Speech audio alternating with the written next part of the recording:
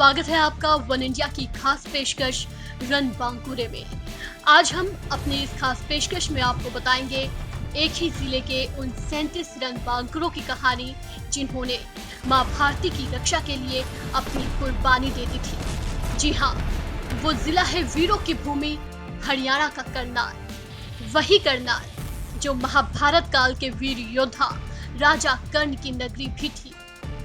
वीरों की इस धरती पर भगवान श्री राम की सेना को उन्हीं के बेटे लवकुश ने बंदी बना लिया था। मुगलों को भी यहाँ के वीरों ने कई युद्धों में परास्त किया। पानीपत और तरावड़ी की लड़ाई इतिहास के पन्नों में दर्ज है। अपनी धरती के इसी शौर्य का प्रदर्शन करते हुए चीन के साथ 1962 की जंग में भी करनाल जिले के 34 जवान और 3 सैन्य अधिकारियों ने अपनी कुर्बानी दी थी।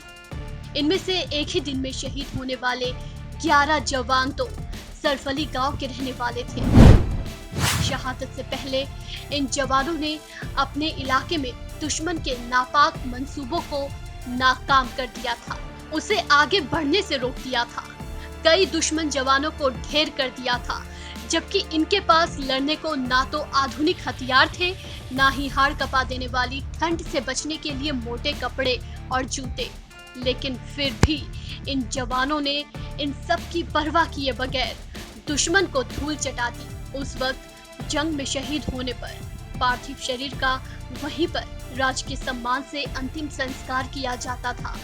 इसलिए इन जवानों का पार्थिव शरीर घर तो नहीं आ पाया था, लेकिन आज भी करनाल में इन सपूतों की यादें जिंदा हैं।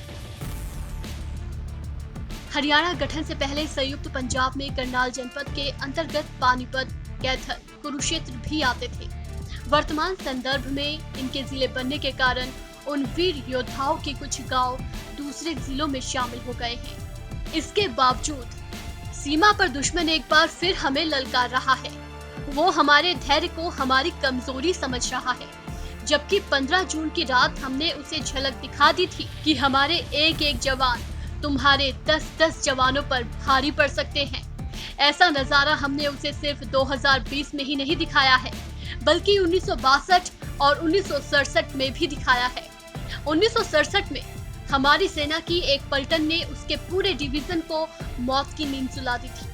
1962 में हम राजनीतिक नेतृत्व की कमजोरी की वजह से हार भले ही गए थे, लेकिन कम से कम संसाधन में भी हमारे देश के वीर जवानों ने वीरता की ऐसी मिसाल पेश की थी, जिसे याद कर दुश्मन के पसीने आज भी छूट जाते हैं।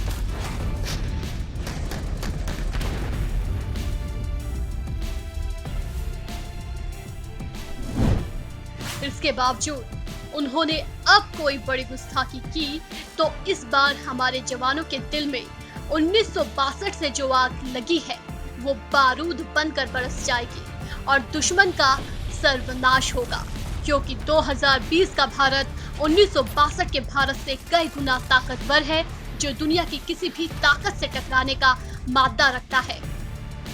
फिलहाल इस पेशकश में इतना ही। नमस्कार।